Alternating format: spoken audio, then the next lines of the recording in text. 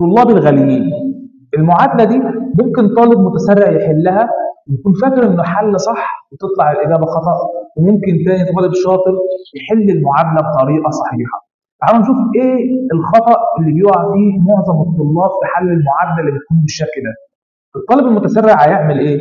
هيقول انا هنا على طول اقسم، شايف اكس في الطرف الايمن واكس في الطرف الايسر، ده انا هقسم على اكس في الطرفين، يعني 4 اكس تساوي 8، وبعد كده اقسم على الاربعه يبقى الاكس تساوي 2، لمجموعه الحل بكام؟ ب2. الاجابه دي اجابه خطا.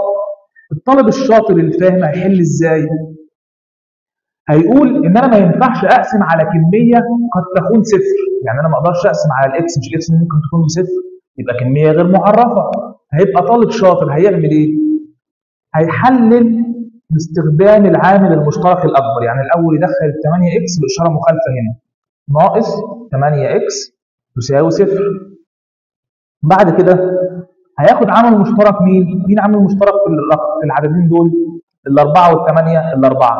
طب مين عامل مشترك في الرموز؟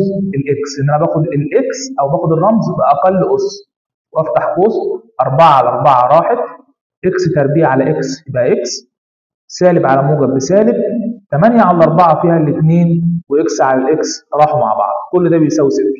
اصبح عندي هنا 4 اكس مضروبه في القوس ده بتساوي صفر، اما ان ال 4 اكس بتساوي صفر وده يؤدي لان الاكس تساوي صفر لما اقسم هنا على 4 وهنا على 4، ده اول حل معايا.